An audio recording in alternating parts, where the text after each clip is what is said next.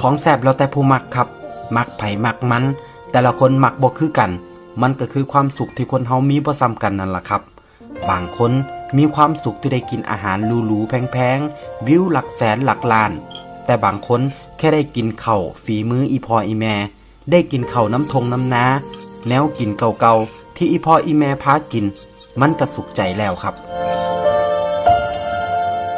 ต้นทุนวิถีชีวิตที่แตกต่างกันมันก็เฮ็ดให้คนเฮาสุขไผสุขมันว่ากันบ่ได้เฮาถูกเลี้ยงมาจากแนวกินแบบใดเฮาก็มักอันนั้นบ่แปลกหรอกครับบ่แปลกที่แนวกินบ้านเฮาสิซ่อนความทรงจำความผูกพันไว้ในนั้นกินไปคิดฮอดบ้านไปคิดพอสมัยแต่กี้แต่ก่อนคิดฮอดตอนออกไปหามาอยากมากินเฮาเคยผูกพันกับแนวกินอันใดไปอยู่ไกลบ่ได้กินคือเก่าเฮาก็อยากหวนคืนกลับมากินมันอีกแนวกินหลายอย่างมันกลายเป็นภาพแทนของไทยบ้านเฮาเลยก็ว่าได้ครับแค่เห็นข้าวเหนียวส้มตำลาบก้อยข้างทางหรือแนวกินอีสานบ้านเฮาอยู่ต่างถิ่นเฮาก็คิดฮอดบ้านแล้วแต่เชื่อบ่ครับมันบ่แซ่บสำกับมากินน้ำครอบครัวเฮา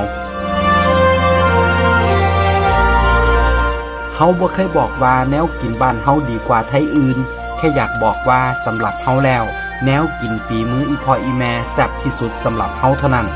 แม้ว่ามันอาจบ่ได้แซ่บสำหรับคนอื่นก็ตามครับเฮาผูกพันกันมาคนละอย่างกินมาคนละแบบกินแบบไผแบบมันสุดท้ายเฮาบ่เคยหลงลืมแนวกินถิ่นฐานบ้านเกิดได้จักเทื่อยิ่งนับมือยิ่งหวยหายิ่งถอยห่างไกลบ้านยิ่งคิดฮอดยิ่งอยากกินมันเป็นธรรมชาติของชีวิตจริงๆวิธีเดิมๆของไทยบ้านเฮาอยู่ง่ายกินง่ายติดดินกินตามมีตามเกิดหาหยังพอได้กินเพิ่นก็เฮ็ดสู่ลูกสู่หลานกินแต่แนวกินหลายอย่างกว่าสิหามาได้มันเมื่อยมันก็เลยกลายเป็นความทรงจำพอเฮาได้กลับมากินก็มักสิคิดฮอดความเก่าข้าวหลังคิดฮอดคนที่เคยป้อนข้าวป้อนน้ำคิดฮอดคนที่เคยห่วมผ้าเข่าคิดฮอดสุคนที่เคยเลี้ยงดูครับ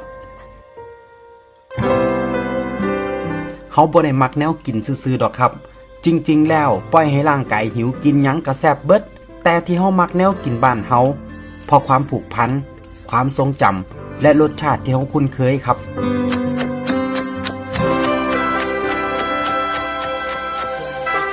เฮาแล่นหนีสิ่งเก่าๆเดิมๆได้ยากเพราะปานกันกับที่เฮากำลังหนีออกจากบ้านเพื่อหาทางกลับบ้านนั่นล่ะครับเฮาสิหนีไปไกลปานใดได้กินแนวกินมาหลายเมนูแล้วทั้งรู้ทั้งถูกแต่สุดท้าย